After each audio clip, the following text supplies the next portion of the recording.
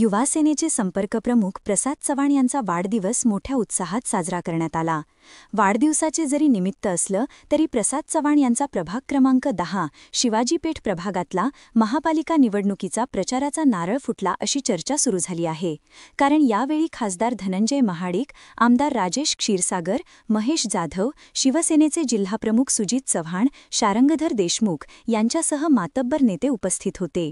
यावेळी बोलताना खासदार धनंजय महाडिक यांनी महायुतीचा महापालिकेवर भगवा फडकवणार असल्याचे सांगितले, तर आमदार राजेश क्षीरसागर यांनी महायुती सरकारने केलेल्या विकास कामाच्या जोरावर महापालिकेत निश्चित महायुती सत्तेत येईल असा विश्वास व्यक्त केला। कार्यक्रमाला वेताळमाळ तालमीचे अध्यक्ष अजित चव्हाण, माजी नगरसेवक अजिंक्य चव्हाण, उत्तम कोराणे, अजित खराडे, महेश सावंत, अभि खतकर, खंडोबा तालमीसह परिसरातील तालीम संस्था मंडळांचे पदाधिकारी, कार्यकर्ते, नागरिक मोठ्या संख्येने उपस्थित होते।